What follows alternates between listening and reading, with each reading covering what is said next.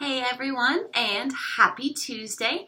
I want to thank you all again for being part of this group. It's really fun getting the interactions from everyone else. We all have different experiences and ways we view the world, and so it's fun to to share that with each other and to learn from one another and just increase our energy all around. So thank you for Lindsay for your video yesterday. It was something I really needed to hear. I had fun drawing little hearts on the spots that I need to give my body a little more love, and I used the mantra, my life is in balance, over and over again, and that kind of helped me ease into what the topic for today is. So if you guys don't know already, I am a huge believer in personal development. What is personal development? It is bettering yourself. It is listening to other people's points of views. It is things that get your mind thinking about what you need to be doing to better yourself. If you actually think you don't need it, anything like that, and I used to be that person. I used to think I don't need any of these things. I got my shit under control, and it's not true. You always can better yourself. You can always be working towards something. And once you realize that, the doors open in so many different directions. So with this, you can listen to audio. This group in and of itself is a form of personal development. There's videos, there's audio, there's books to read, all sorts of different ways so that it helps each person find what works best for them. So for me, I'm trying to do a balance of listening and watching videos and reading. And Tony Robbins is one of my favorite people to listen to. And in one of the books I'm reading of his called,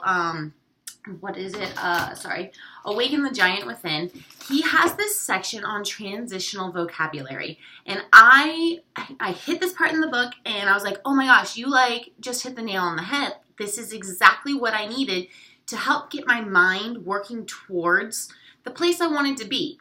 Now, I don't know if you guys know this or not, but words play a huge role in how we view things, how we shape our opinions, how we feel about the world, how our emotions are, everything in general. How many here have ever heard fake it till you make it, right? If you sit here and you're really sad, Mike and I do this all the time when I'm all bummed out, and he's like, smile, he's like, really? And eventually you laugh because you're like, this is so ridiculous. And it changes your state. And that in and all of itself is what you need to do, is you need to change your state so that you can take a different view of the situation.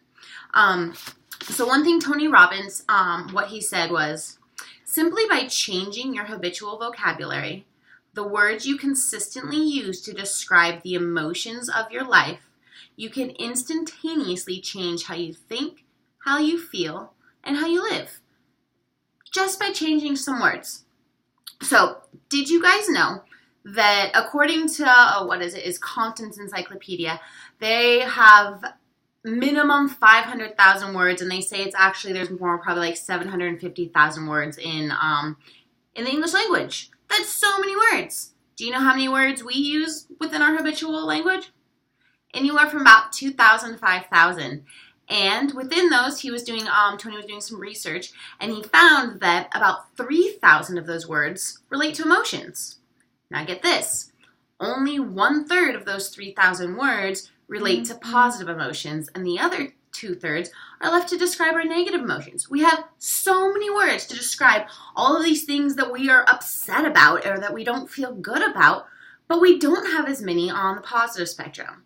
So it shows you how easy it is to have that negative view within our conversations without even realizing it. We're exposed to it more, it's there, so it takes some conscious effort to actually make a change. Now, how do you do this? I'm going to upload some pictures below because I think these resources are wonderful. What you guys can do is you take probably 3 words to begin with.